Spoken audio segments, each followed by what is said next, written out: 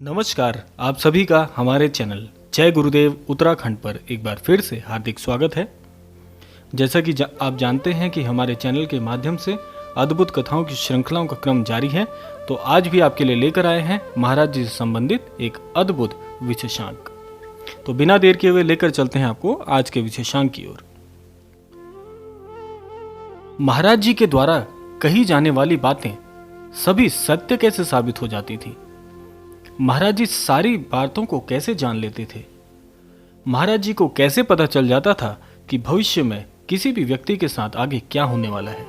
आज आपके इन्हीं सभी सवालों का जवाब आपको इस क्रमांक में मिलने वाला है। तो आप सभी से आग्रह करते हैं इस वीडियो को, इस क्रमांक को पूरा देखिएगा ताकि आपको सारी जानकारी उपलब्ध हो पाए। महाराज जी ने कई बार इस बात को, इस धारणा को सत्य साबित किया है कि वह सृष्टि से किसी न किसी प्रकार से अवश्य जुड़े हुए थे। महाराज जी का इस पूरी सृष्टि पर, सभी घटनाओं पर, यहाँ तक कि सभी वार्तालापों पर और भविष्य में होने वाली घटनाओं पर, सभी पर उनका पूर्ण रूप से नियंत्रण था। महाराज जी ने इस बात को कई बार ऐसे भी सिद्ध किया है कि कई भक्त महाराज जी के समक्ष आकर अपनी परेशानी बताते थे और महाराज जी उस परेशानी का हल जो कि भविष्य में होने वाला था वह उनको, अपने भक्तों को बताकर पहले ही यह आगाह कर देते थे, पहले ही उनकी चिंता मुक्ति कर देते थे कि घबराने वाली कोई बात नहीं है, आपका यह कार्य संपूर्ण हो जाएगा। तो ऐसा महाराज जी कैसे कर लेते थे? देखिए, वैसे तो किसी भी संत का पूर्ण रूप से सृष्टि पर, भविष्य में होने वाली घटनाओं पर और इस सृष्टि के साथ एक घनिष्ठ जुड़ाव होता है, लेकिन यह ऐसे ही किसी संत को प्राप्त नहीं हो जाता।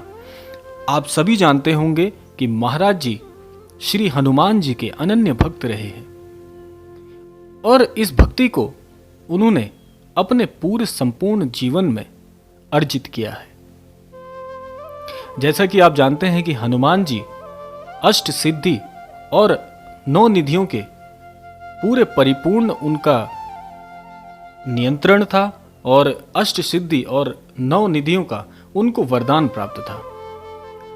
तो जो श्री हनुमान जी हैं उनको तो सारी शक्तियों पर नियंत्रण था ही, और रामायण में उन्होंने कई सारी ऐसी घटनाओं को, जिसमें अष्ट सिद्धि और 9 निधियों का एक उदाहरण मैं आपको समझा दूं कि जब रामायण जी में यह प्रसंग आता है कि सीता माता जी हनुमान जी से कहती हैं कि तुम तो छोटे से वानर हो, तुम कैसे मेरी रक्षा कर पाओगे। जब हनुमान जी, इस प्रसंग में हनुमान जी माता सीता जी को जब यह भरोसा दिलाते हैं कि वह रावण की सेना से लड़कर माता को श्री राम जी के पास लेकर जाएंगे और जल्द ही उनको रावण की कैद से छुड़ा लेंगे, इस तरह करके जब प्रसंग आता है तो माता जी कहती हैं कि तुम तो इतने छोटे से वानर हो, कैसे मेरी रक्षा कर पाओगे। तब श्री हनुमान जी विशाल रूप रख लेते हैं और उसी विशाल रूप का जो उस वक्त जो उन्होंने घटना यह उस वक्त की थी, उन्होंने जो लीला की थी, यह लीला रूप को छोटा बड़ा करना अष्ट सिद्धि और 9 निधियों में से एक वरदान उनको इस प्रकार से प्राप्त था। तो श्री नीप करोरी महाराज जी ने, हमारे बाबा जी ने, महाराज जी ने हनुमान जी की साधना की है और उनकी साधना के मात्र जब उनकी साधना परिपूर्ण हो गई हो, उस वक्त हनुमान जी ने महाराज जी को इस प्रकार की अष्ट सिद्धि 9 निधियों में से अपना जो वरदान था वह सामर्थ्यपूर्ण करके दिया है। तो इसमें कोई दो राय नहीं है कि महाराज जी सृष्टि के ज्ञाता नहीं थे, उन्हें भविष्य में होने वाली सभी घटनाओं का पता रहता था, इसीलिए उन्होंने बहुत सारे अपने अनन्य भक्तों के कष्टों का हरण भी किया है और उनको अमोघ आशीर्वाद भी प्रदान किया है। तो इस प्रकार हमारे महाराज जी सभी वरदान से परिपूर्ण थे और आज भी सूक्ष्म रूप से अपने भक्तों की सभी इच्छाओं को, सभी मनोकामनाओं को पूरा कर रहे हैं।